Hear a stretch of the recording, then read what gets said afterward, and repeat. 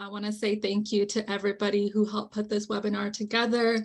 Thank you to our speakers, and thank you to each of you for being here with us today, all around the world, joining us in this effort to shut down AFRICOM. And so today marks the 14th year anniversary of U.S. Africa Command Program.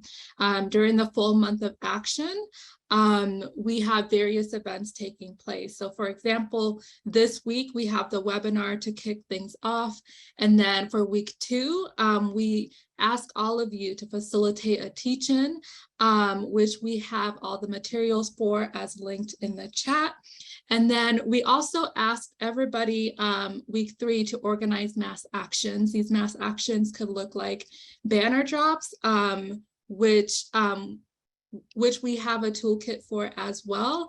And another example of actions that folks can take are actions that are very specific to where you are located, right? So for example, our folks in Washington, D.C. did an action in front of the Congressional Black Caucus Legislative Conference. And this is because we understand that the CBC is complicit in the war against African Black people here and around the world.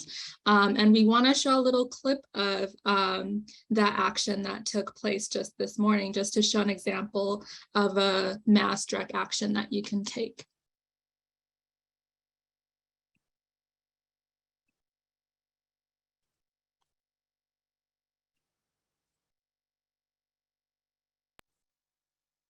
For peace. We are an international organization of Black, working class, and poor people in defense of the interests of Black, working class, and poor people internationally and domestically. We're here to raise awareness of the need for the Congressional Black Caucus, the largest legislative representative body of Black people in the United States, to oppose AFRICOM, the U.S. Africa Command on the continent of Africa. Why do we say that? U.S. out of Africa! U.S. out of Africa! Because the U.S. Africa Command delivers destruction, destabilization, and death on the continent of Africa. Why is that important? Why is that important to the members of the Congressional Black Caucus? Because the destabilization and death that the U.S. Africa Command delivers on the continent is connected to the destabilization and death of working class and poor Black people in the United States. Tell it! The U.S. Yes, Comrade Jackie. Speaking truth to power and making it very much known, like the true purpose of AFRICOM, right? And we're going to dig into the truths around AFRICOM versus the myths that are fed to us, and really also look at the complicity of both the Congressional Black Caucus as well as the so-called leaders on the continent as well. And so we have a wonderful set of speakers with you all today. And before they share, I also want to highlight that during the 4th week of the AFRICOM Month of Action, we ask folks to share educational materials. There's a deep need for political education and re-politicization around what all this means, right? About our relationship to militarization, to policing, etc. And so everything that I've spoken about in terms of what you can do, our wonderful team as part of the BAP Africa team and the U.S. Out of Africa Network have put together a wonderful toolkit on our website that has all of these materials for you. And also, if your organization or you as an individual has yet to endorse the month of action, you can do so today with the link that is provided in the chat. And so, as I mentioned before, we have an extraordinary panel of African people here to shed light on AFRICOM as it relates to colonialism, compradors, and the militarized crisis in Africa. But before we dive in to hear from our wonderful panelists, we want to give a quick snapshot of what AFRICOM is, especially for those who have not heard it before. Just a brief quick introduction video as to what exactly AFRICOM is.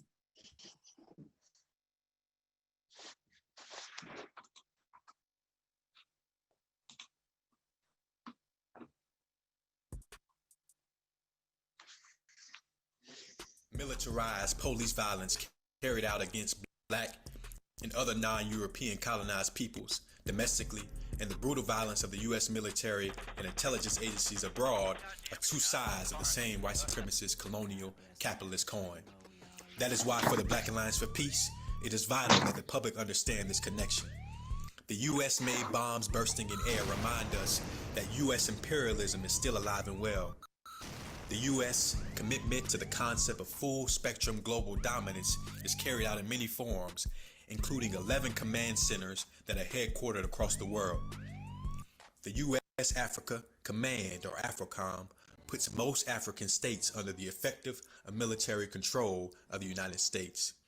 The Indo-Pacific Command is the counterpart to AFRICOM in the Asia-Pacific and is being used to direct military aggression towards China. 2 years after the end of the Second Imperialist War in 1945, the U.S. established the U.S. Indo-Pacific Command Center in 1947, formerly known as the U.S. Pacific Command Center. Its area of responsibility encompasses about half the Earth's surface. The 36 nations that comprise the Asia-Pacific region are home to more than 50% of the world's population. The U.S. has 375,000 enlisted members of its Indo-Pacific Command, including 60% of its Navy ships, 55% of its armies, and 2/3 of its Marine Corps. In addition, with 85,000 forward deployed soldiers and a large amount of high-tech and new weaponry, the U.S. military has maintained its absolute supremacy in the Asia-Pacific over the years, while also continuing to seek new deployments, budgets, and resources, using the threat of China's and Russia's strategic rivalry as a justification. South Korea, Guam, Australia, Malaysia, and a host of other countries have strengthened military arrangements with the United States over the last decade. In 2007, the Bush administration announced the establishment of the U.S. African Command Structure. We're going to Benin, Tanzania, Rwanda, Ghana, and Liberia. Each of these countries is blessed with natural beauty, vibrant culture, and an unmistakable spirit of energy and optimism. Africa in the 21st century is a continent of potential. AFRICOM, that was then fully launched on October 1st, 2008. The U.S., which currently has the largest military budget in its history, spends nearly $2 billion per year to carry out imperialism in Africa. A study by the UN concluded that in the majority of cases, state action appears to be the primary factor finally pushing individuals into violent extremism in Africa. Of more than 500 former members of militant organizations interviewed for the report, 71% pointed to government action, including killing of a family member or friend, or arrest of a family member or friend as the incident that prompted them to join a group. And the cycle continues. Drone attacks breed recruitment, which produces further terror attacks, which leave the states involved more dependent on U.S. military support. This is how the West creates the demand for AFRICOM. We must demand that the U.S. shut down AFRICOM and the U.S. Indo-Pacific Command. No compromise, no retreat. No compromise, no retreat. The independence of Ghana is not for innocent. Oh, yeah. I can tell them that the good people of this country, overwhelming majority of people of this country, flatly and totally reject this attempt to send us back into colonialism. We will never be colonized again.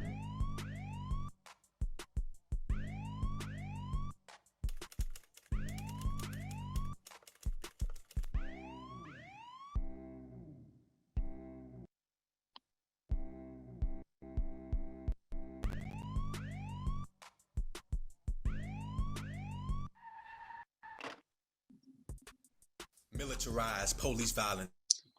So the call is clear: no compromise, no retreat, no compromise, no retreat. And our demands are also very clear around AFRICOM, demanding the complete withdrawal of U.S. force from Africa, the demilitarization of the African continent, the closure of U.S. bases throughout the world, and that the Congressional Black Caucus oppose U.S. Africa Command and conduct hearings on AFRICOM's impact on the African continent with the full participation of U.S.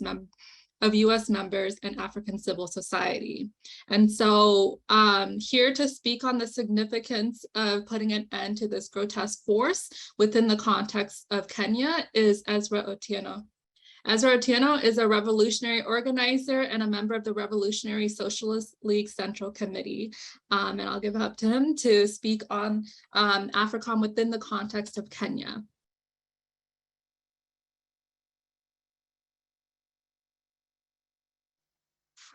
Hello, comrades. Hope you guys can hear me from wherever you are. My name is, as we've been introduced, my name is Ezra Otieno from Nairobi, Kenya.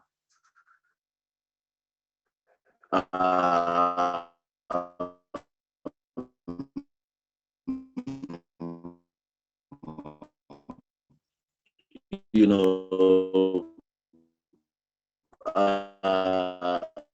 we are one of the neocolonial sets that has been captured by the US. And speaking of AFRICOM, we have several bases of the US in our continent. And, you know, I'm going to speak to that Ezra, and how it has affected your audio is breaking up a little bit here, because most of us, you know, are feeling the glimpse of colonial. We have, you know, you guys can hear me now? Maybe try cutting off your video. You can hear me now? We can hear you, but it's a bit choppy. Do you mind cutting off your video while speaking?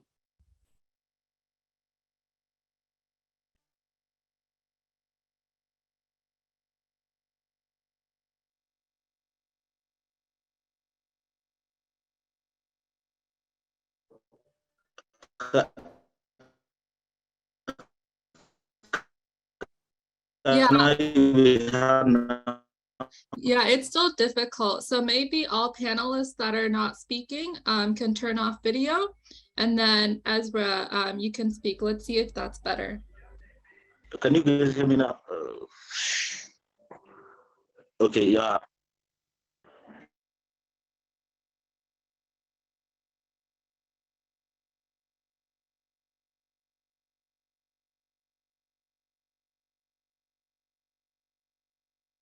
You're on mute now. I think you're muted. You're muted. Sorry about that. Sorry. You guys can hear me now, yeah? Yes, that's perfect. Yeah, so you know, we have a base in Manda, we have a base in Mombasa, we have bases of British soldiers also. It's not all about America. We have British soldiers in Laikipia. You know, these are people who have committed a lot of atrocities, you know, as opposed to what they believe in, to bringing peace in Africa. But a lot of violent extremism has been noted since formation. You know, there's an increase of a lot of violence. For example, I don't know if you heard, there was actually one of the women here, and just went unpunished about the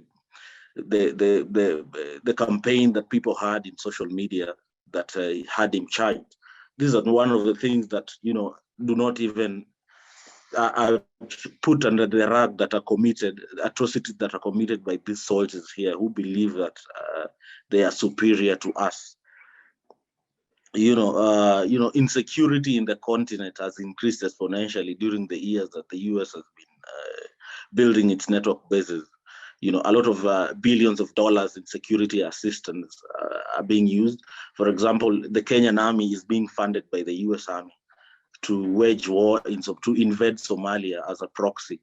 You know, the majority of the people in the country do not even want the army there, but the army is there not for any particular reason, because they are being supported by the imperialist US power. A lot of soldiers are dying in a war that is not their war. You know, there was a time in 2019 or in 2017, there was an attack in a Kenyan base which killed over 100 soldiers. a lot of 100 Somalian civilians are being killed by the army there, which is being funded by the US. So this is one of the aim of the AFRICOM, and which is affecting people here in Kenya. There are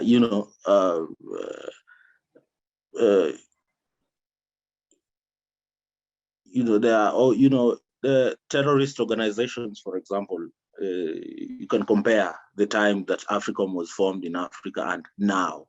There is over 25 military Islamist groups that have been recorded since this is just up from around 5, which was 2010, which is a very big percentage increase, which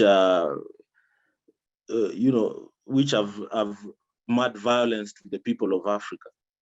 Over 3,000 violent events were recorded each year, and it's on the increase. For example, in Kenya, since AFRICOM was formed, there was a lot of terrorist attacks in Nairobi. For example, there was the Westgate attack, which killed reportedly over 70 people. There was an attack in the university called Garissa University, which killed over 150 students. There was an attack in an hotel called Lucid Hotel, which killed dozens of people. There are attacks on buses, so people are traveling. There's just a lot of cases, and I'm talking of Kenya alone. So which goes to the contrary of what they had planned to do. Sometimes there's a talk of even that the US is the one funding this terrorist group so as to keep their dominance and keep the people, distracted and dejected. A lot of people are dying. A lot of innocent families are being caught in the crossfire because of this wars. And this extremism has come because of this thing that they use peace as a way and protecting their interests in Africa. Of course, they are re-strategizing now because I hear that some of their posts, for example, in Botswana, are being closed. So the one in Laikipia in Kenya, they want to seek efficiencies and consolidation in their functions. So that's why they're doing the posture of locations. But we're really happy seeing the progress in the US, the Black Alliance for Peace, agitating the government to close out these cases, because the atrocities that are being committed here are very, very bad, and we cannot allow this to continue. We as RSL have planned a series of activities that we will be doing. For example, from next week, each of our cells will be discussing, this AFRICOM issue, and we will see how we are trying to reduce. We'll try to reduce and organize a march before the end of the year, just to see to show our agitation against this. Locally, a lot of people actually are not informed about AFRICOM. The masses are being kept in the dark because the deals that are signed by the government are being kept, aloof of the people. People do not know what is going on. They just have a vague idea of the US Army, and because of the United States propaganda, a lot of people actually believe that, the US is one superpower, and they like the view of them being here is very different from what they actually do. And great leaders like the Egyptian Gamal Abdel Nasser called for their removal way back in the 1970s after Gaddafi had overthrown the monarchy. Some bases were removed, and Nkrumah had correctly judged the mood of the Libyan people from 65 running through the present. Since it was set up in 2007, it has not been able to find a home in the African continent. The headquarters, is in Stuttgart. 2 minutes. The African, yes. 2 minutes, Ezra. Oh, 2 minutes, yeah. 2 minutes left. Okay, yes. Okay, let me finish. Because the African peoples are, somewhere, some places are continuing to pressure their governments, to move their headquarters from Europe to Africa. Neocolonialism seeks to fragment Africa and weaken the African state institutions and prevent African unity and the sovereignty of the people. We are they want us to be their subordinates, and Nkrumah had said this in way back, because Pan-Africanism, we are seeking the political unity and territorial sovereignty of the people. And the enduring presence of foreign military bases not only symbolizes the lack of unity and sovereignty, it also equally enforces the fragmentation and subordination of the African people and governments. So it is our duty as progressive people, all over the world, whenever we are, to use Pan-Africanism as an ideology to unify Black people all over, because not only we believe that we can achieve this by coming together as a people, having one system of government that works for the people, and one army for the African people, all African People's Revolutionary Army that will protect the interests of the African people. We cannot have foreign powers dictating, for us, and having their military bases. There's no African power that has a military base outside Africa. This is because of the natural resources that they have, and especially now, which because of China coming in Africa, signing treaties that are more favorable. It's like a new Cold War that is coming up, and they want to protect them by fixing their bases here in Africa. So because of time, I'll try and end it there, but I agitate all organizations present to take political education seriously and educate the masses, and your comrades should know everything about it, because this is a serious thing. We should push for Pan-African unity all over the world, and we should push for the shutdown of AFRICOM, because if we don't do that, even the Pan-African unity that we seek will just be a mirage. So thank you for listening to me. Thank you, Comrade Ezra. Thank you for pointing to the importance of political education. Without political education, we end up supporting our own deaths, the own deaths of Black African peoples. And so I really appreciate you really linking to this, to AFRICOM as a business, right? Like, for example, the Kenyan army being funded by US to invade Somalia, and we end up fighting a war that is not ours.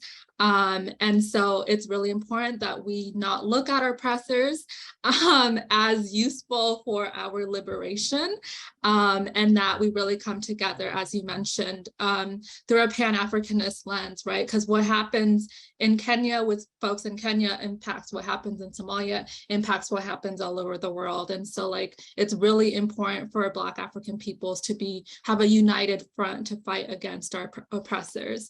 And it's really also important that, as you're talking about the context of Kenya, connecting it with what's happening in Somalia, right? And so we're going to move on to talk a little bit about the context of AFRICOM as it relates to Somalia with Comrade Jamila Osman. So Jamila Osman is a Somali writer from Portland, Oregon. She's an organizer with the Resist US-led War movement, a broad network of anti-war peace groups across the globe. Everybody, welcome Jamila Osman. Thank you so much, everyone, for being here. And Comrade Ezra, thank you so much for your words. So I'm going to start by talking about the US shadow war in Somalia and the effects of US militarism and violence on the Somali nation and people. It's important to note that the current pretext for AFRICOM's involvement in Somalia is counterterrorism. So the war on terror gave imperialists the necessary cover for their excursion and lasting presence in the country. A closer examination of history illustrates that Not only did US involvement actually predate the existence of al-Shabaab, but their presence has only strengthened the group's ideological and political will and power. We're currently witnessing an escalation of drone strikes and aerial bombings in the fight against terrorism in the country in a coordinated effort by the United States and the Somali federal government. And it's important to note that these offensives are occurring during an incredibly precarious time in the country. Climate change has had a devastating impact on the Horn of Africa. We're seeing a deadly drought and impending famine, which is reminiscent of the 2011 drought that killed over 200,000 people in the area. Famine and drought are political crises as much as they are environmental ones. Aid groups can't provide resources to al-Shabaab controlled areas of the country because of sanctions, yet al-Shabaab controls almost 70% of the country. And so this is a reminder that sanctions are also an act of war and aggression. And while we're told that they're meant to put pressure on hostile governments, we know that it's civilians who suffer most under that brutality. And the famine is also being exacerbated by US and NATO sanctions on Russia and the disruption that that has caused in the food supply chain. So not long after Joe Biden's election, he signed an order authorizing the deployment of hundreds of special operations forces to Somalia.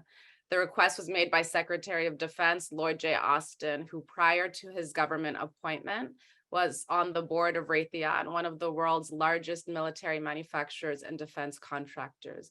And so what these executive orders do is give the US permission to engage in combat and engage in war without issuing a formal war declaration. And again, I think it's important to note that this is happening under a democratic presidency, that the African masses must surrender the illusion that there's a political party here in the belly of the beast that has a soft spot for Africans. Republicans and Democrats alike are enemies of the African people. In fact, it was during the Obama administration that AFRICOM really entrenched itself on the continent. And arguably, it was because Obama was Black, there was so little coordinated pushback against it here in the United States. So Hassan Sheikh Mohammed, the recently elected president of Somalia, has expressed repeated gratitude for the US's commitment to a safe and stable Somalia and has said that their partnership is critical. This is a betrayal of the Somali people. In a recent press conference, he called on civilians to leave al-Shabaab controlled territories, warning ordinary people that they'll become collateral damage from US airstrikes and night raids if they don't distance themselves from al-Shabaab fighters. This is an absurd statement to make when the militant group occupies at least 70% of the country. But what you see is the comprador class already making excuses for a campaign that we know will lead to high civilian casualties. And AFRICOM reports on the civilian casualties of their drone strikes and aerial bombardments, but human rights groups routinely call them out for severely undercounting and misreporting those numbers. So the Somali people are twice persecuted. First, by terrorism, as they are the ones most impacted by al-Shabaab's violence, and then by counterterrorism initiatives that foreclose any real possibilities of peace. What is clear is that terrorism is a manufactured political crisis that provides US imperialists and their allies with the necessary justification for their continued occupation and involvement on the continent. Terrorism is produced by conditions, lack of economic opportunity and advancement, corrupt governance, the erosion of dignity and the humiliation of neocolonialism and colonialism, the occupation of Somali territories. And there isn't a military solution to that problem. If there was, then the decades-long campaign would have had some success. All it's done is make the problem worse. So al-Shabaab didn't materialize out of thin air. In 2006, we had the formation of the Islamic Courts Union in Somalia, a grassroots nascent political party that was created to counter US-funded warlords. The ICU seized control of Mogadishu and the federal government for the first time since the government's collapse in 1991. And so it's important to note that this group had the support of the masses of people. Peace and order was restored and people began to see a return to normalcy and a kind of prosperity that they hadn't experienced in decades. And so how did the US respond to this display of sovereignty and political independence? They initiated a proxy war. Ethiopia invaded Somalia. Some reports claim that as many as 30,000 troops were sent to the country. Fierce fighting ensued, hundreds of thousands of people died. The ICU was dissolved. And the more radical Islamists who made up the Islamic Courts Union formed a splinter group that came to be known as al-Shabaab. And so it's not hyperbolic to say that the US made al-Shabaab what it is today, in the same way that the US made the Taliban what it is in Afghanistan. But US intervention in Somalia predates the war on terror. There was Operation Restore Hope in 1992, where the US, with the full support of the United Nations, invaded Somalia under the pretense of a humanitarian mission. Humanitarian mission is just a dog whistle for imperialist intervention and plunder. How are we to believe that the US is moved by the suffering of the Somali people when they are responsible for most of that suffering? That was just the pretext that they used to invade the country. The mission ended in humiliation and defeat for foreign peacekeepers who were chased out of the country. So AFRICOM claims that a safe, stable, and prosperous Africa is an enduring American interest, but the presence of AFRICOM hasn't led to any safety or stability for the African people. It has led to prosperity for private defense contractors and weapons manufacturers. AFRICOM is just a front for the plunder and extraction of African resources. Geoseismic studies have shown that Somalia has at least 30 billion barrels of oil and gas reserves. In the 80s, companies like Shell and Chevron had oil licenses, which would allow them to search for commercially feasible deposits for the extraction of petroleum. After the government collapsed in 1991, all of those licenses were suspended. In 2019, Shell and ExxonMobil paid Somalia's federal government $1.7 million to renew their previous oil license for another 30 years. They currently own 5 oil blocks that would produce upwards of 10 million barrels of oil. And so companies are desperate to get their hands on these untapped oil reserves because they know that it'll net them billions of dollars. Somalia also holds significant geographic importance because of its coastline and the fact that it borders the Gulf of Aden. Nearly 20,000 ships pass through the Gulf of Aden annually. Millions of tons of crude oil, petroleum products, gas, and dry commodities. 7% of the world's oil, 30% of Europe's oil passes through this Gulf. So it's an extremely busy and financially lucrative trade route that the US needs continued access to because the health of the capitalist economy is dependent on it. And so as you can imagine, Somali pirates were a nightmare for the global economy, causing billions of dollars in revenue losses. And this is why fighting piracy is one of the main focuses of counterterrorism offensives in the country.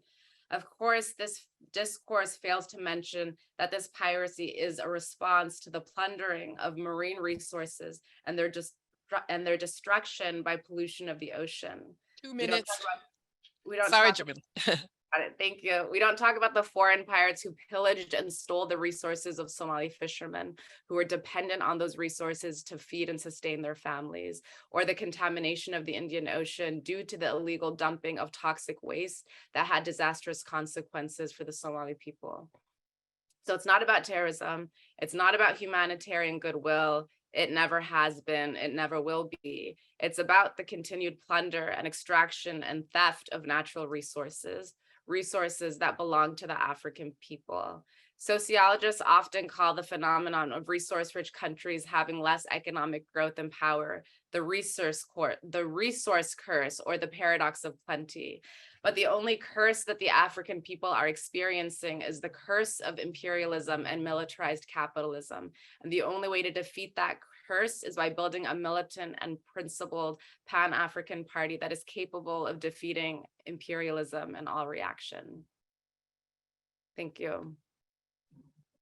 Thank you, Jamila. Thank you so much for drawing the relationships between climate, what's happening with our climate, what's happening with our resources, everyday resources, and like really pointing that to imperialism, right? To this warfare as like part of that. And like also reminding us that none of these parties, the Democrats, Republicans here, none of them are on the side of Black African peoples. The only people that are for us and with us are those that are vehemently against imperialism, right? The ones that are fighting against these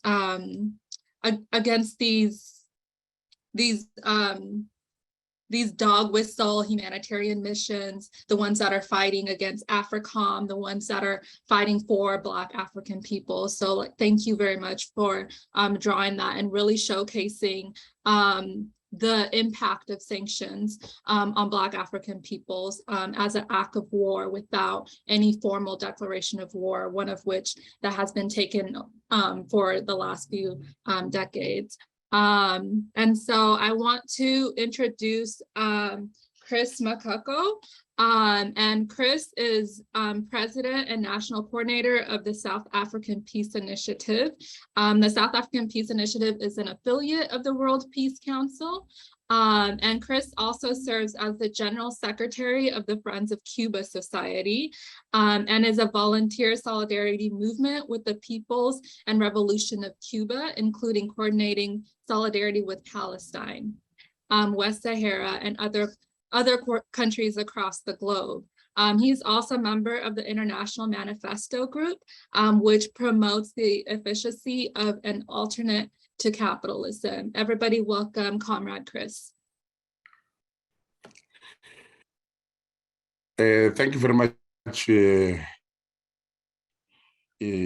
Chair of the session, and also let me recognize, I mean, the very important contributions that have been made by the Black Alliance for Peace in putting together this important event on the occasion of the 1st of October, which marks a very important historic moment for Black people across the world, but all of us who are struggling for a just and alternative system to capitalism. Well, this webinar is titled "Colonizers, Compradors, and Militarizing the Capitalist Crisis in Africa." We want to argue that the impact of colonialism continues to wreak havoc on the continent as neocolonialism and capitalism runs rampant. Though there has been some significant developments in critical socioeconomic areas, the overall deep grinding poverty and inequality have continued to grow.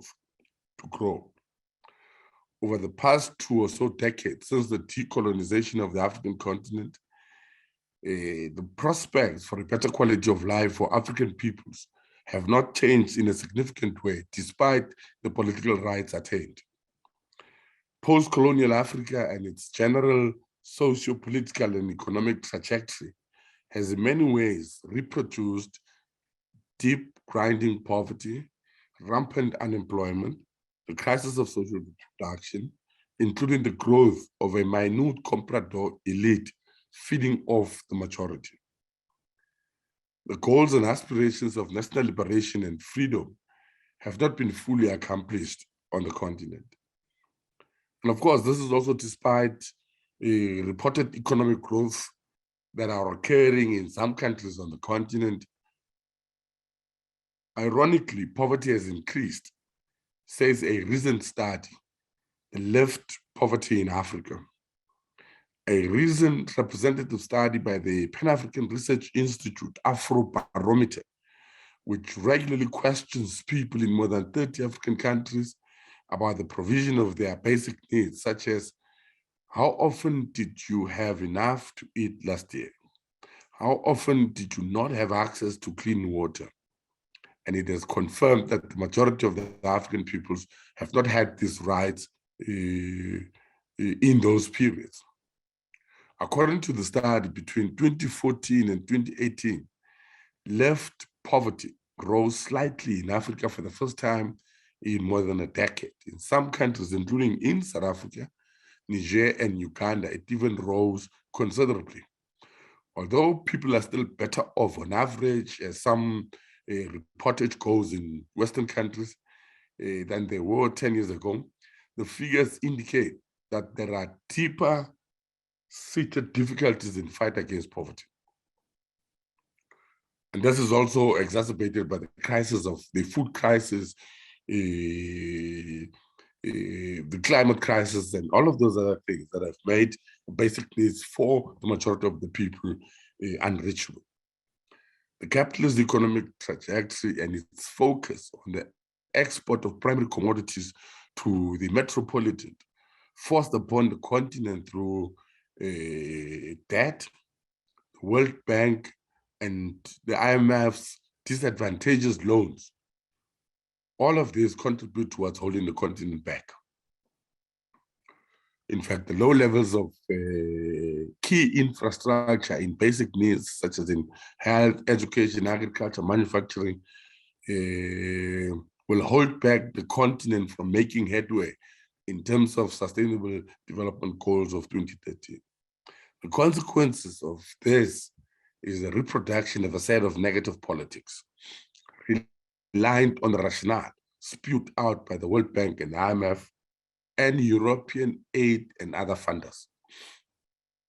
And as we see in almost every other elections on the African continent, those who fund the so-called leading candidates fund them on the basis of them accepting and embracing the rationale, the economic outlook of the World Bank and the IMF and the European aid and funders. They promise a whole range of things to all of these, including the so-called TFIs to flow into African countries. We also want to argue that, as it has been put here, that the application of unilateral punitive sanctions, which are decided by one or two countries against so-called belligerent states, have had the opposite impact of entrenching poverty and creating conditions where the rural poor have suffered heavily in the process.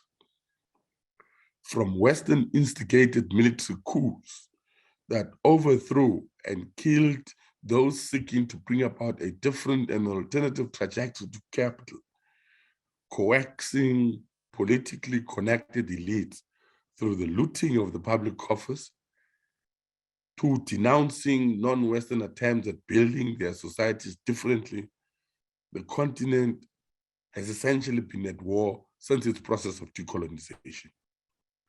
With its burgeoning youth population and the crisis of unemployment and opportunities, many of these young people have sought to cross the seas, the dangerous seas, for a better life elsewhere. In the final analysis, the central problem we want to argue is a crisis of capitalism on the continent and in the globe. Therefore, it is our common problem. The lived experience of the majority on the continent has been grinding poverty, inequality, and marginalization at the expense of growth of a small but politically powerful and connected family elite. Those who loot the public coffers are now transferring this loot into family accounts in banks abroad and tax havens.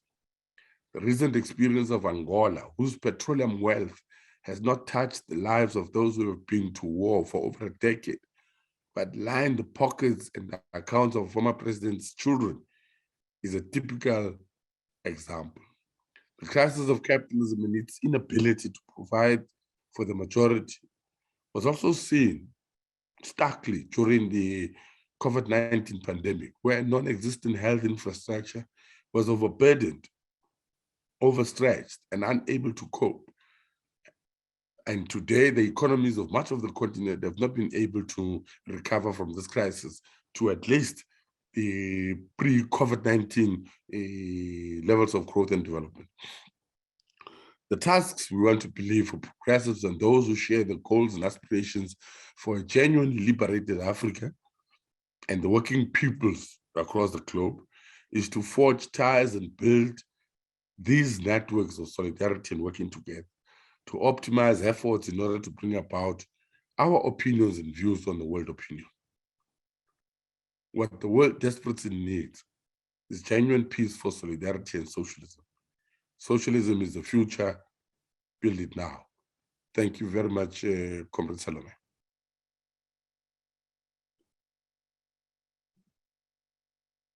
Thank you, Comrade Chris. Thank you so much for demonstrating really how the material realities of people show that the war that the US and the Western European project is putting onto Black African peoples, and also really connecting it to colonialism, right? Like AFRICOM is an extension of that. And the reality is that capitalism does not have the ability to provide for us.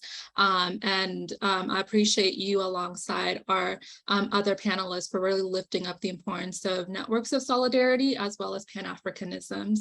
And to speak a bit more on that topic is Abayomi Azikiwe. Abayomi Azikiwe is the editor of Pan-African Newswire.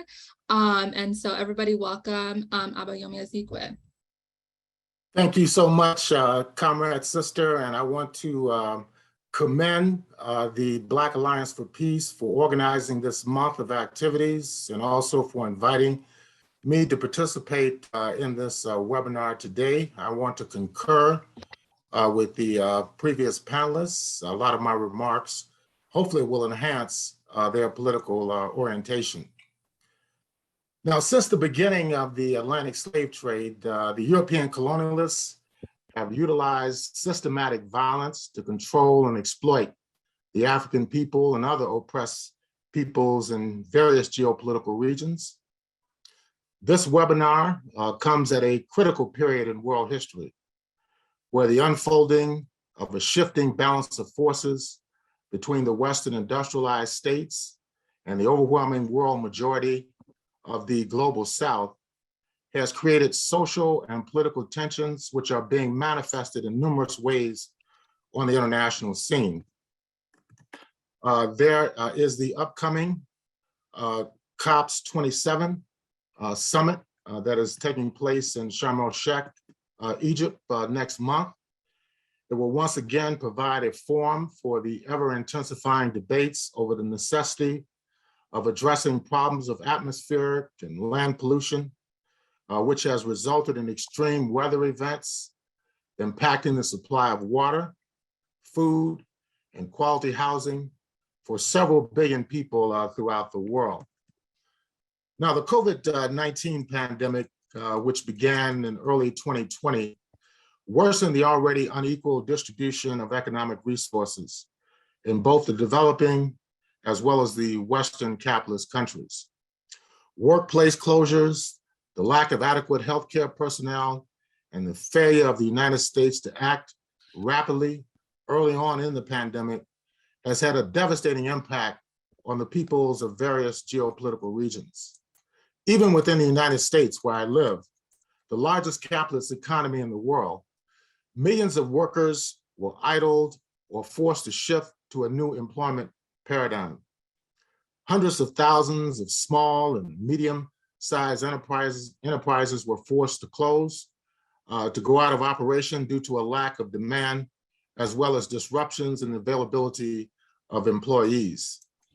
In the United States, well over $2 trillion in capital infusions during 2020 and 2021 were interjected into the national economy in order to stave off an economic depression on the scale of the period between 1929 and 1941. Enormous grants, loans, and other incentives were awarded to corporations, while extended unemployment benefits and stimulus checks were sent to workers.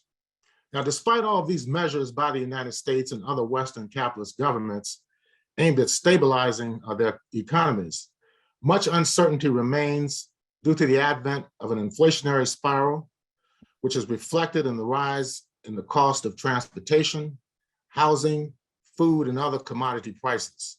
The disruption in supply chains related to industrial parts, computer chips, tools, and building materials has created further pressure on pricing for products and services. Currently, the financial markets in the United States and in Western European countries are experiencing tremendous losses, prompting fears of an even deepening recession. In the United States, a recession is defined by 2 consecutive quarters of negative growth. This has already occurred during 2022, although the term, quote, technical recession, unquote, is never used by the current administration of President Joe Biden. The US Central Bank, known as the Federal Reserve Bank, and reflecting the desires of finance capital, fears of inflation far more, their fear of inflation is far more than the worsening poverty in the United States and around the world. Federal Reserve Chairman Powell has raised interest rates charged to borrowers in the hope that the rise in prices will cease. However, the inflation persists at a rate which is even troublesome to many capitalist investors. In the United States, the policy decisions of the Biden administration have not challenged the role of the banks, the energy firms, the agribusiness interests that are actually fueling the inflation. There are no plans for the implementation of price controls, nor the mass distribution of government surplus foodstuffs, which could lower prices for energy and agricultural products. The administration has periodically warned oil companies, and I put warned in quotes, about taking advantage of the extreme weather events, such as Hurricane Ian, which is now causing tremendous damage in the southeast region of the United States, to raise prices even higher. Yet the overall strategy of the Biden White House is to largely ignore the burgeoning economic crises and the impoverishment of working and oppressed peoples in lieu of the upcoming midterm congressional and gubernatorial elections, which will be taking place in a little over a month's time. The second point I want to make is that the Western corporate and government media are inherently ahistorical in their approach to international affairs. This is quite evident in the coverage of the racial situation in the United States, where African Americans and other oppressed peoples are subjected to disproportionate rates of impoverishment, police and racist vigilante violence, incarceration, and victimization from environmental degradation. All of this is rooted within the Atlantic slave trade. During the Atlantic slave trade, African people were turned into a source of enrichment through super exploitation and national oppression based upon racial characteristics. From the early to the mid 15th century until the latter years of the 19th century, millions upon millions of Africans were trafficked into an economic system which only benefited the colonial rulers. As has been documented in the past, the origins of the major industries within the world capitalist system, such as shipping, commerce, banking, manufacturing, criminal justice, etc., were spawned by the profits and the military prowess refined during the feudal, mercantilist, and incipient capitalist periods of economic history. African enslavement and colonial occupation were never voluntary processes. These economic systems, which provided the basis for the rise of industrial monopoly and finance capitalism, were born in the military assaults and defeats of the African and other oppressed peoples of the Asia Pacific and the Western Hemisphere. The interventions of European enslavers and colonialists disrupted traditional societies, city-states, and nation-states. These exploitative and destructive patterns could have never been achieved without the maximum utilization of European military forces. So my point is that the inherent militarism of the Western countries grew out of the Atlantic slave trade and colonialism. So what we see today is an extension of these same imperatives as it relates to the United States approach, this unilateral approach to international affairs. Finally, I just wanted to bring up the failure of the United States Africa Command. There's greater instability and economic stress, and the previous panelists have spelled this out in many ways. After 14 years, the AFRICOM project, which was announced in 2007 by the administration of President George W. Bush Jr. and became operational in 2008, has been a disaster for the African Union member states, whether they have participated or not with this entity. Initially, the African states rejected the stationing of the AFRICOM headquarters on the continent. 2 minutes.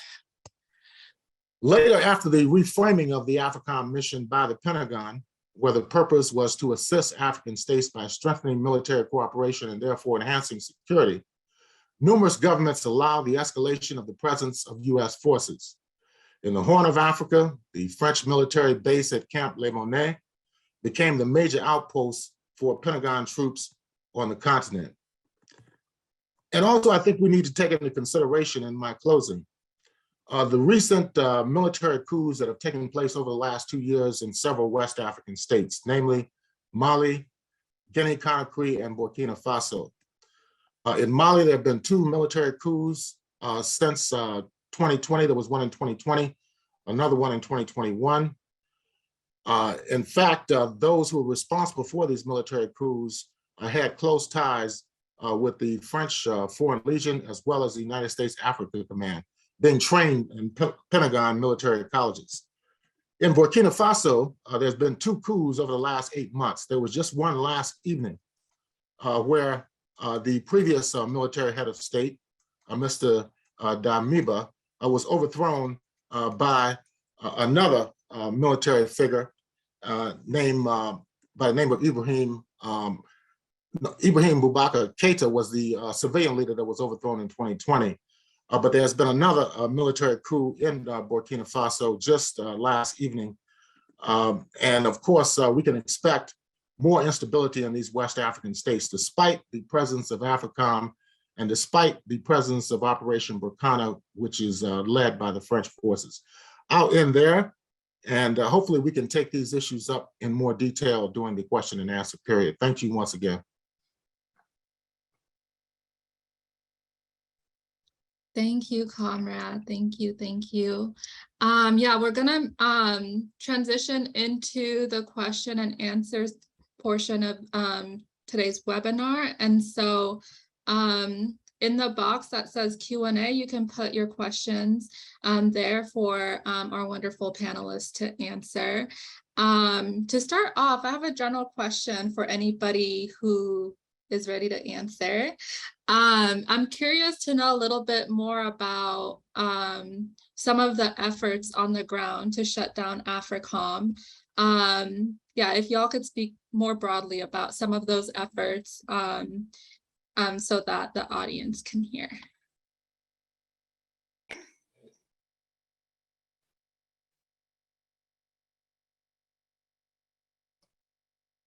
Hello. Hello, hope you guys can hear me. Yes, we can hear you. I can speak from my experience in Kenya. I said most people in this country are not politically educated enough, and they do not understand the repercussions of having these bases in their country and what this means to their livelihood. That's why we as the Revolutionary Socialist League want to intensify the campaign against AFRICOM amongst all our masses. And I'm really encouraged by the Black Alliance for Peace for the video that I just observed, you know, taking the fight to them and even demonstrating, in Washington and stuff like that. We want to make the people know what these bases are and what it means to them and to their future and what this means to their material condition. So I think on our part, agitation needs to be more, especially from all progressive parties in Kenya, for people to understand the effects of this. So I think more is to be done, and we are still far behind in agitation and even the knowledge about AFRICOM in this. So yeah, that's my piece.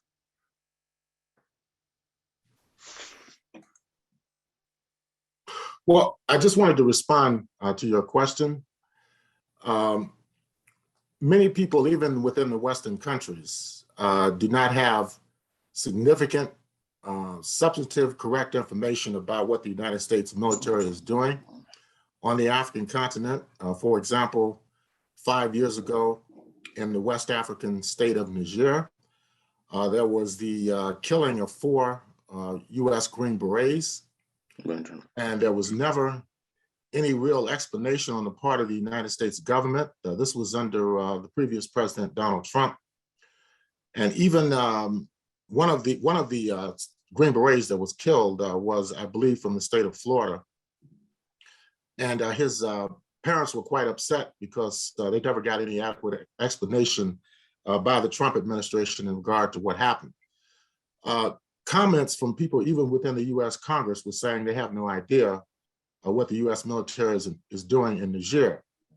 Now, whether that's true or not, and I don't think it is true, it was never adequately explained to people exactly what happened. When you make statements, for example, in the media, that the US military is concerned about the spread of terrorism in Africa, many people have very difficult time processing that information to really understand the political dynamics of what has happened since the formation of the US Africa Command. That the security situation, in fact, as the other panelists have pointed out, has worsened since the formation of AFRICOM. Mentioned the recent coup in Burkina Faso yesterday that brought Ibrahim Traore, a captain, ostensibly to power. Reports indicate that today there may be resistance to the coup by other elements within the military. So when these things are conveyed, if they are mentioned at all in the US media, there's very little explanation to provide clarity about what is going on. That's why it's important in regard to what we are doing to bring this message to the people at the Congressional Black Caucus gatherings, at other gatherings in which these issues are largely ignored or overlooked or distorted in regard to their actual purpose.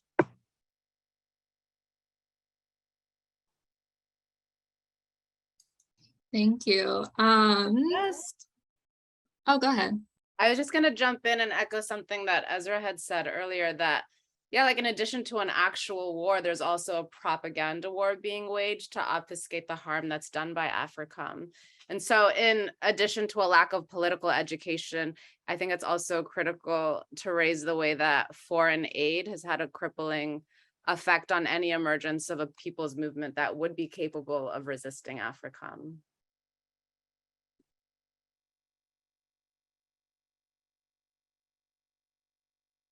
Thank you. Thank you. Another question that's in the chat is, what connections do you see between AFRICOM and the renewed occupation by the United Nations in Haiti under the undemocratic US-backed Henry administration?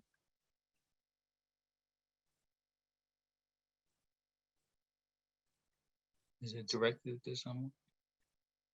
This question could be more generalized, or maybe Comrade Abayomi could speak to it. Well, briefly, Haiti is an African nation. The overwhelming majority of people there are African people.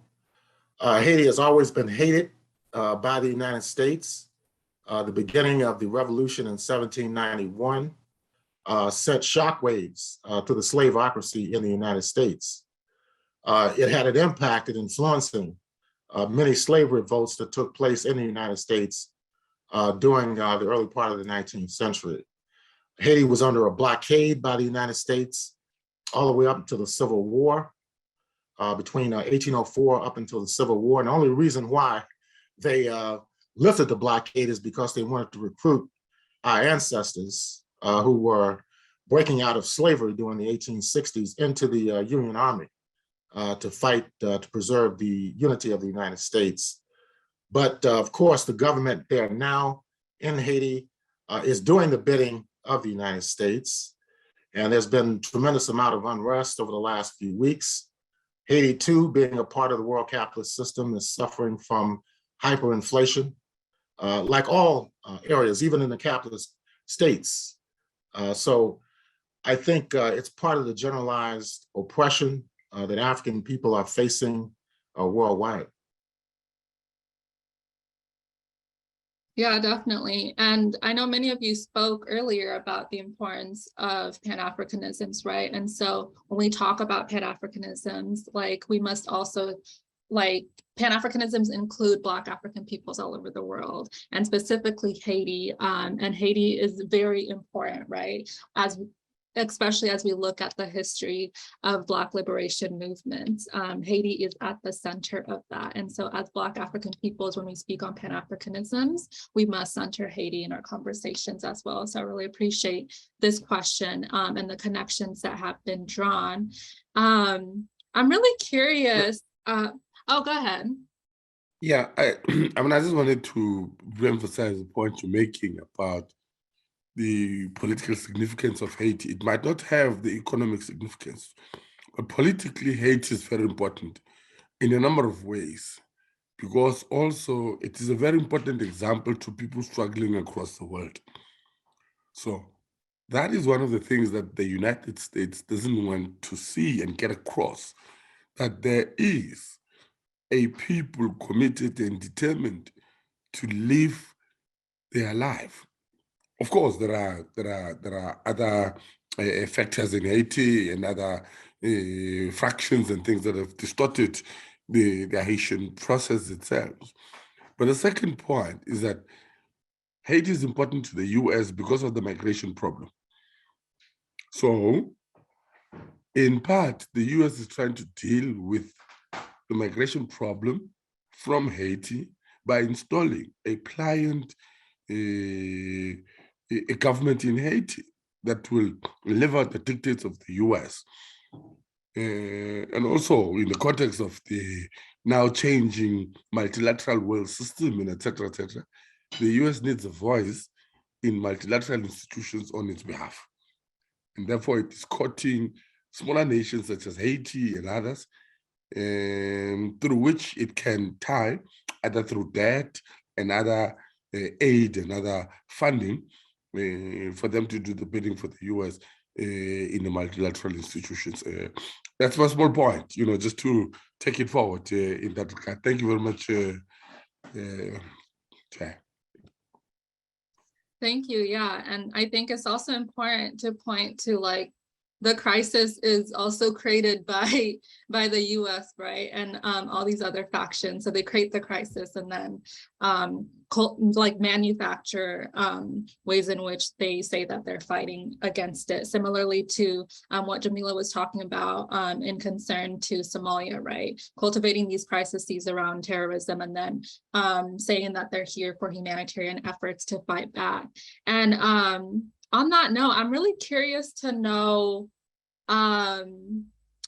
Jamila, what would you say to those who say, well, the Somali government is asking the US to help fight terrorists? That's an argument that we've seen time and time again as it pertains to AFRICOM's presence in Somalia. I would love for you to emphasize on that point a little bit. And what would you say to people who ask that question? I mean, to begin, I'd say US imperialists and their allies are the #1 terrorists in the region and around the world.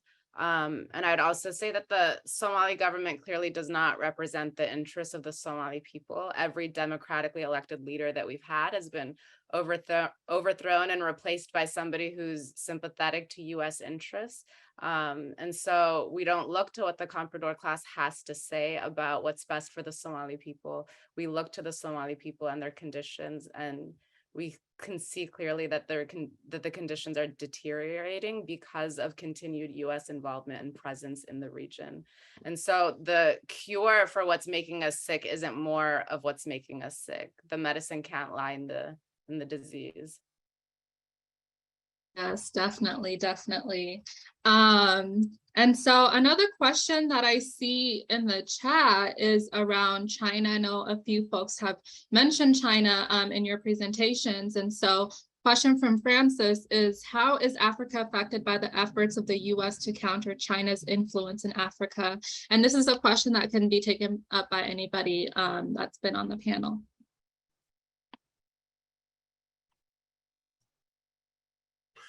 Well, I could just say that South African President Cyril Ramaphosa was here 2 weeks ago. He was invited to the White House by Joe Biden in an effort to woo the South African government in regard to the situation in Ukraine. Most African countries have taken a non-aligned position on the war. On a grassroots level, there's a lot of popular support in solidarity with Russia. We've seen demonstrations in Mali and Ethiopia and other countries. So I think that they're attempting to counter the influence of China as well as Russia on the African continent. There's going to be a Russia-Africa summit in Ethiopia in November and December. After that was announced, Biden called for a US-Africa summit at the White House in December. He invited the president of South Africa. Just this weekend, he's hosting leaders from the South Pacific at the White House as well. So they're doing all types of maneuvers to try to influence the situation in Africa and other parts of the world. But China plays a key role in that because they have been involved through the Forum on China-Africa Relations, China-Africa Cooperation, FOCAC. The United States, of course, is trying to counter Chinese influence, Russian influence, and in doing that, attempting to stifle the development of the African continent. For example, this bill that has already passed the US House is now in the Senate, which President Ramaphosa spoke against when he was here 2 weeks ago, the countering the malign influence of Russia in Africa, which would be like a Cuba-style blockade of the African continent based upon its foreign policy. So we can see it very clearly. Well, Salome, Abayomi is right. South Africa is very important for the US in respect of the eminent position that China is taking on the continent. There are certain things to take into account when you look at this predisposition. China interactions with the continent result in concrete, material, tangible things. We might not agree with all of those things, building a stadium instead of building a hospital, you know, that kind of thing.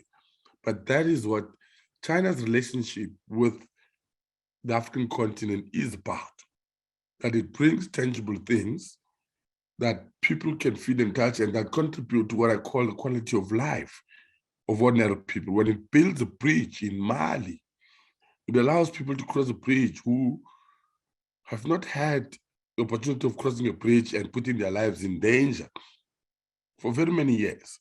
When it builds a railway line, a suburban railway line in Ethiopia, it makes it possible for people to trade in that country. It regards South Africa as very important as well, maybe one of the most capitalist advanced economies on the African continent, but in which it can then use as a springboard to go onto the continent. So there's this to and fro, there's massaging of South Africa. South Africa also needs China in a sense that South Africa's mineral resources, such as manganese, platinum, and others, huge volumes are actually consumed by China. The last point on this aspect is that China treats African compatriots as equals. It talks about a win-win situation, whereas the mentality from Europe and the United States, and you read through it in AGOA, in the EPAs of the European Union, the language with which it is written, it is actually instructive to the continent. It's instructive to African leaders. And yeah, you know, the African leaders are, but the reality of the matter is that if you make an assessment of the Turkish-Africa bilateral, China-Africa FOCAC platform, and others that have been put in place, you will realize Brazil-Africa platform, you will realize that the one that has had most significant impact in terms of tangible delivery is FOCAC, it's the China-Africa relationship. Thank you very much. Can I add something just a little bit? Yes, go ahead. Comrade Chris talking about how China has really helped, you know, the African people, but you know, it's debatable. There's a strong argument going on within our circles, given that asking the questions: are China, you know, just another imperialist power trying to exploit resources in Africa? Yes. Yes, you know, the projects that they are doing sometimes are very helpful to the people. But for example, in Kenya, the workforce, the workforce that is doing it is mainly Chinese. The kickbacks that government officials are getting from the Chinese contractors are really not good for the people.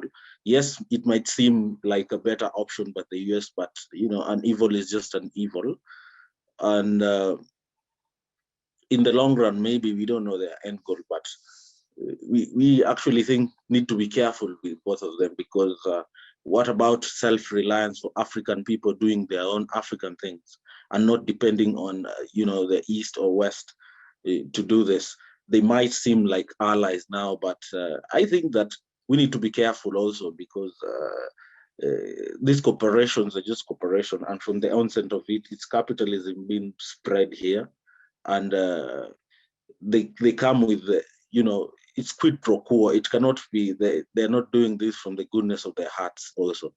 And for us to take sides, we need to be careful also, because many leaders in power are eating from, they are benefiting from this huge contracts that the Chinese government are offering. It was just 2 years ago that Xi Jinping invited all the African leaders, and they all attended it,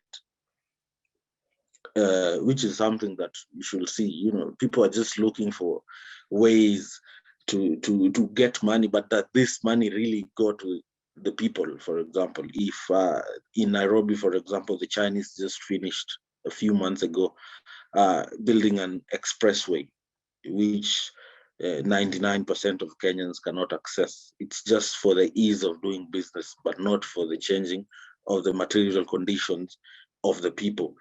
So as much as we can see infrastructural things being done, very less is being done in changing the material conditions of the people. And that's what I think we should focus on.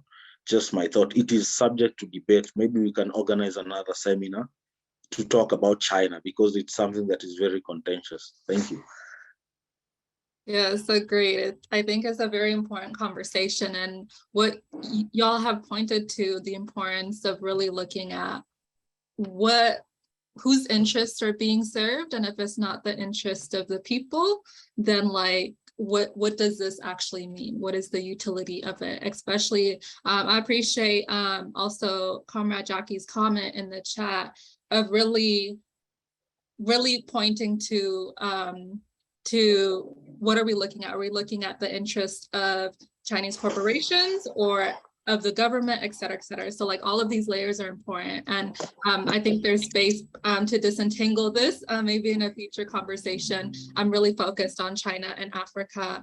Another question that's connected to this question around whose interests are being served is a question that asks, many of the NGOs abroad that are intervening on the sovereignty of Africans in the global South are being funded by the same foundations funding the nonprofit industrial complex in the US that continues to intervene on the sovereignty of Africans here. This person is curious if the panelists have ideas on how this contradiction can be exploited to raise the consciousness of the connections between Africans everywhere. The contradictions between these NGOs, the nonprofit industrial complex, and really understanding that. Can anybody, especially anybody who hasn't spoken much yet, speak to that point?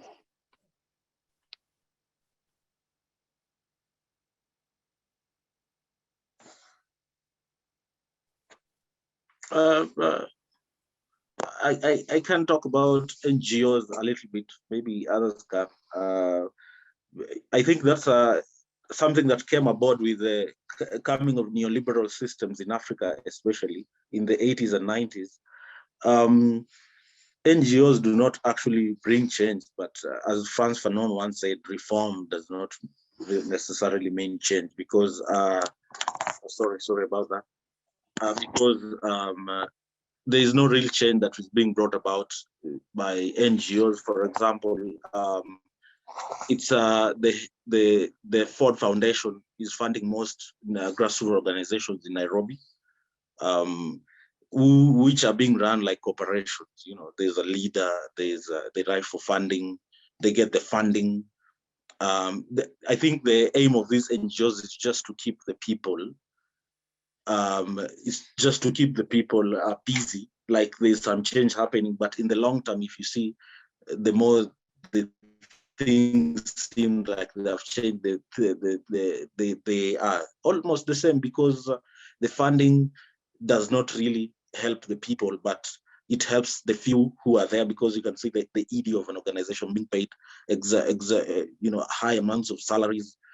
For example, if an NGO deals with a funds drive for women, it just concentrates on that and ignores any other thing that goes on in the society, like, the things that actually change the material conditions of the people. The NGOs do not bring any change. And I think this is a tactic that is being used, and it is working so far. We need to be careful with dealing with NGOs, because from the point of China, self-reliance for African people is very important. And this notion of having organizations, foreign organization funding African, grassroots organization is something that we need to look at, because with these non-profit organizations, we will just be on the loop trying to solve this problem while ignoring another problem, waiting for another NGO to come for us to solve another problem. And it will take years and years, but we will solve nothing. So I don't think NGOs are the solutions, and they are being used by imperial, because Ford Foundation and there are a lot of German foundations, they're called Stiftungen, that are funding organizations in Africa also. So something that we need to be careful about, especially all the progressives. Maybe I can give the floor to other panelists.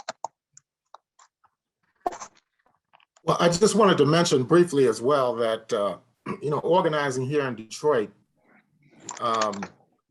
we have, of course, run into obstacles from nonprofit organizations who are funded by multinational corporations.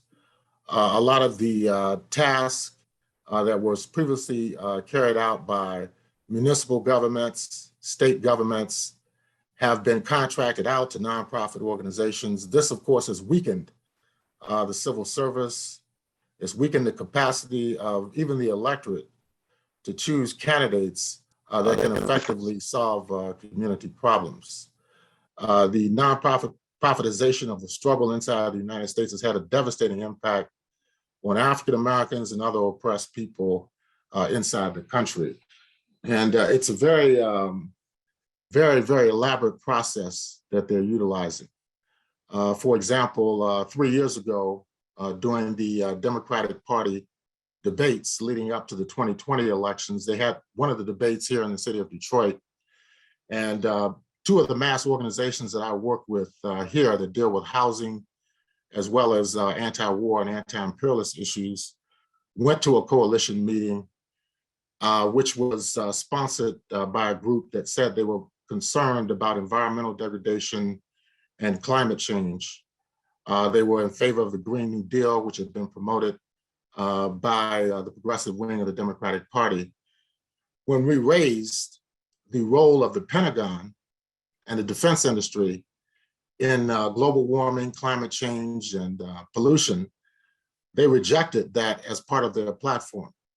So this is a clear indication that they do not want to point the finger at the Pentagon, which there have been studies done that indicate that they're the worst contributors to greenhouse gas emissions throughout the world.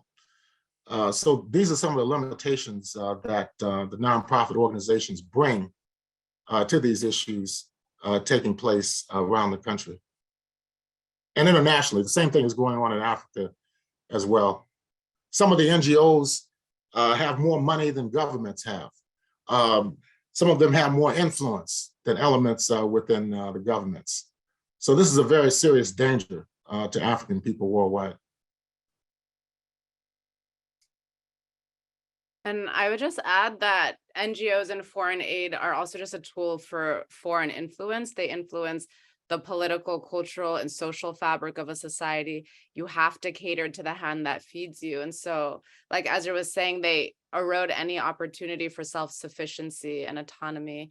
They exploit the masses, they keep them placated, and they aren't meant to solve problems when, you know, the people that sit on their board of directors make money from the continuation of those problems.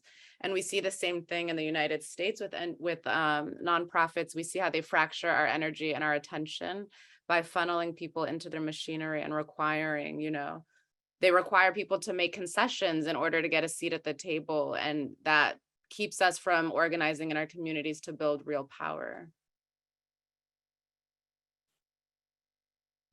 Yes, exactly. And so part of what these NGOs and nonprofits are doing, as folks elaborated to, is when they suck our energies, et cetera, like we're forced to basically do what it is that these folks that are donating to these nonprofits are wanting to be done. And these folks are capitalists. And so their interest is the capitalist interest. Their interest is not, you know, ending poverty, et cetera, et cetera. Like for us to actually have liberation, et cetera, like it would require that they cease to exist and the people that fund them also cease to exist. And so the funders will not, these nonprofit funders will not fund our liberations. These NGO funders will not fund our liberation. So it's really important to keep that in mind.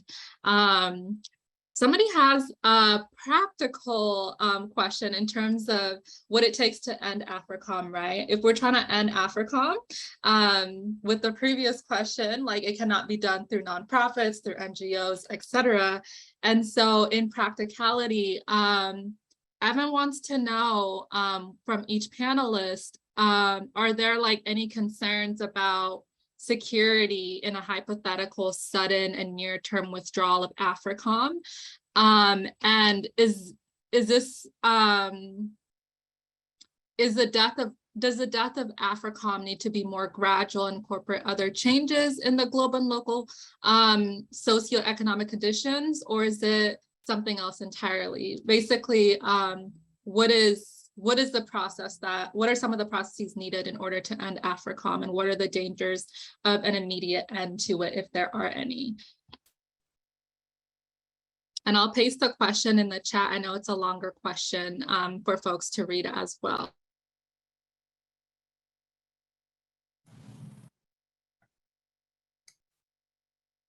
I think it's going to take a combined effort of people on the African continent with oppressed people in this country and anti-war, anti-imperialist forces in this country, genuine forces to defeat it. It's a policy question which the very complicated political process inside the United States blurs. You look at the 2020 elections, for example. The defeat of Donald Trump had a lot to do with the role of the African-American and Latin American electorate inside the United States. Yet, the question of, for example, the militarization of the police violence against oppressed communities, as well as the military budget, how US foreign policy impacts Africa and other parts of the world is overlooked or is traded off in lieu of having a president who is less, well, at least on the surface appears that it's less than what exists between the Republican Party and the African-American community, for example. So it's interesting when you listen to some of the West African military coup makers who know firsthand the limitations of the French and the United States presence in the Sahel and other regions of West Africa. They have initiated a rhetorical argument saying that even, in fact, the interim prime minister of Mali, when he spoke at the UN General Assembly, actually accused France of supporting terrorist groups in Mali, which was a very profound assertion for him to make in the United Nations. But we can see clearly that it is breaking down in terms of the rationale for the continued existence of AFRICOM. Now, whether these leaders are saying this for opportunistic reasons because they know the masses are seeing much clearer now in terms of US and French military intervention in Africa, or if there's some genuine disgust with their collaboration with both the United States and France.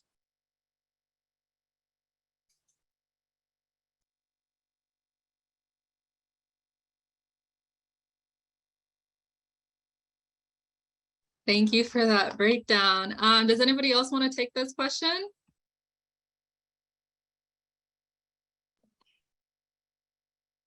Well, Salome, the very short answer is that AFRICOM is an institution and a weapon for accumulation of multinationals and the capitalist regimes of the West. So there are all the reasons for those of us who yearn for an alternative society to abolish it. And abolish it when? Yesterday.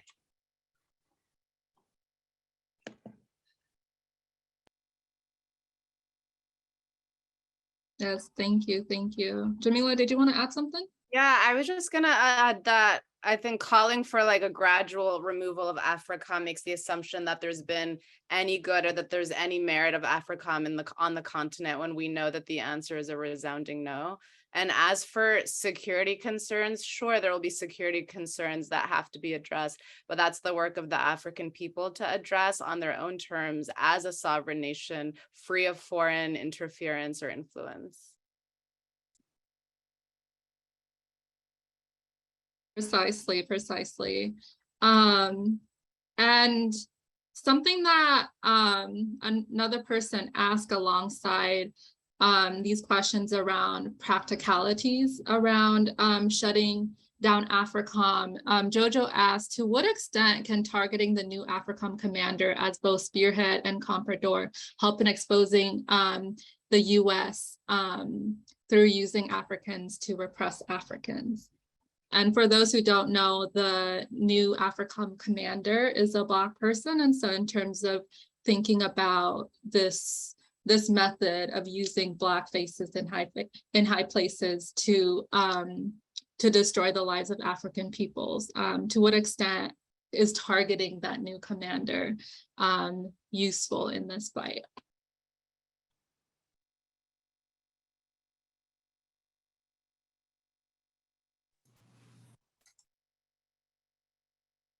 It's a worldwide phenomenon.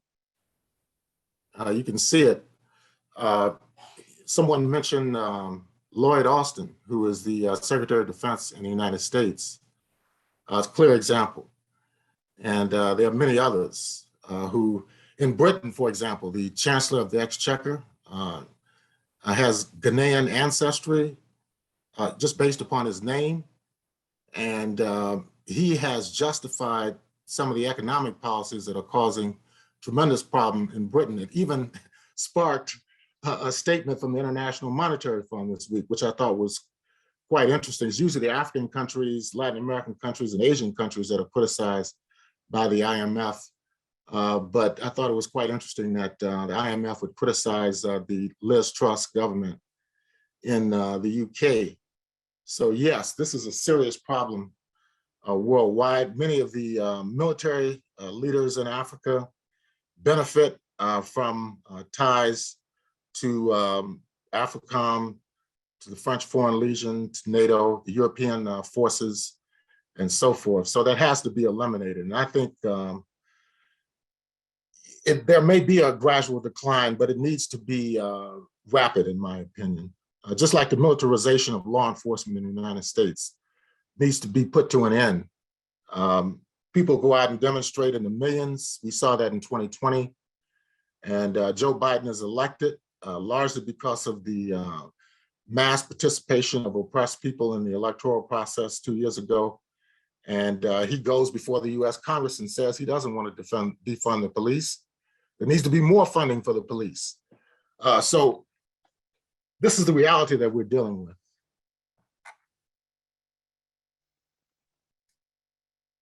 And part of the work of the Shutdown AFRICOM campaign is also drawing these parallels, right? Like really understanding that policing and militarization here is very much connected to policing and militarization abroad. And so what they do to Black African peoples here, they're doing to Black African peoples globally. So our fights against policing here is also like connected to our fights against militarization abroad against our peoples. And so I think that's like really important as well in terms of the campaign. And I know it's mentioned in the chat, but during our month of action, it's really important as part of strategy to really expose these folks, right? To expose the CDC, to expose these commanders, to expose our African so-called leaders that are leading in our own demises. And so that's really important as part of the work of this.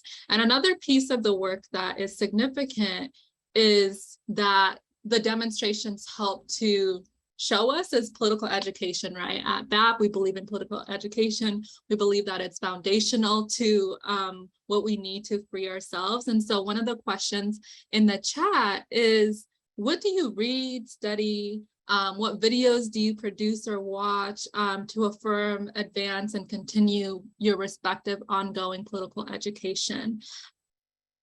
So if everybody on the panel could answer that really quick, that would be really great.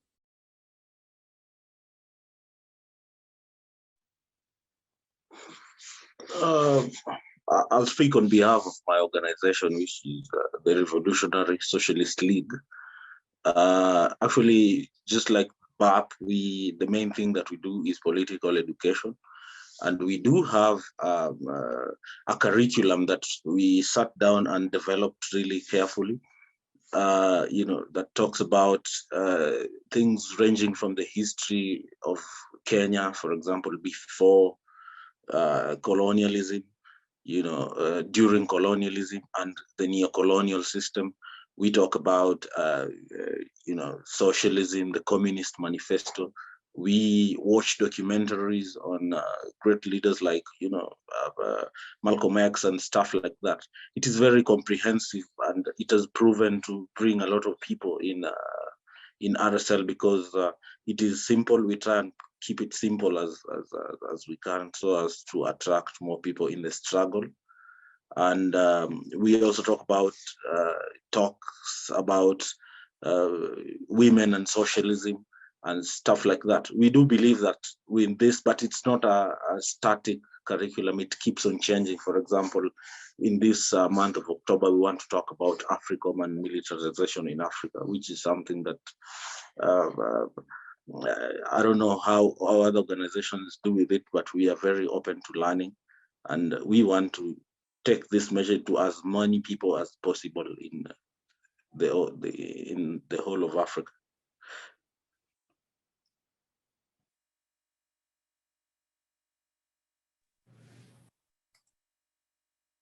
Well, I just wanted to mention on the blog that I run, we do have links to most of the African news agencies on the continent and world news agencies as well. I try to read everything from the daily newspapers in Kenya, for example, the Kenya Daily Nation, the Sunday Nation, the Kenyan Star, the African Communists, reading their website. There's a lot of sources on the African continent that people could read. Left-wing progressive sources here in the United States, but it's very difficult to counter the propaganda of the Western media. We can see that clearly with the current war in Ukraine. There's so much confusion, even among the peace and anti-war movements in the West, about what position they should take on Ukraine. There are some that are calling for Russian troops to be withdrawn from Ukraine, while at the same time making no demands on the United States government under Joe Biden. This is totally a contradictory position, and it actually provides political cover for the Biden administration's war program, which is it's not limited to Eastern Europe. It also extends to Iran, to China, all across the African continent. So we have a monumental task in regard to countering the propaganda, the imperialist propaganda that we're subjected to on a daily basis in the United States.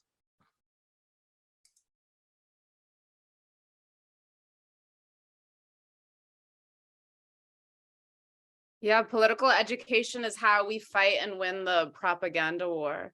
And so in Resist US-led War, for example, we really work hard to maintain the sharpest and most principled political line. And we also seek to provide political education opportunities to the masses. And we really are hoping to be a resource hub for movements to use in building the anti-war movement. And so I'm going to drop a link in the chat to 2 primers that we've worked on to produce. One is on transnational weapons corporations and one is on NATO. And we're working on one right now on AFRICOM.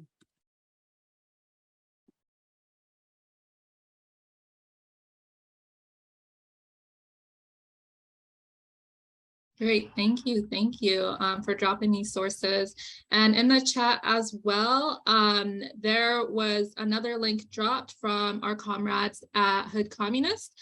It's a AFRICOM syllabus that includes media, video, readings, etc. And so there's so many ways that we can learn and unlearn, what we've been taught and fight back against the propaganda that's fed to us through US corporate media. And it's also continuous. These efforts must be continuous, right? Because we're being fed, spoon-fed imperialist propaganda every single day. And so our study and our rigor must be intact and must be grounded. And there's so many different ways to stay engaged. And so I appreciate the panelists and with all of your organizations doing work to really fight against AFRICOM, fight imperialism, and working towards really having a vision for Black African peoples to be free and to be able to come together under Pan-Africanisms to fight against capitalism. And so thank you all very much. If there's no other last minute question, I can close us out. Is there any last question that anybody needs to absolutely answer right now?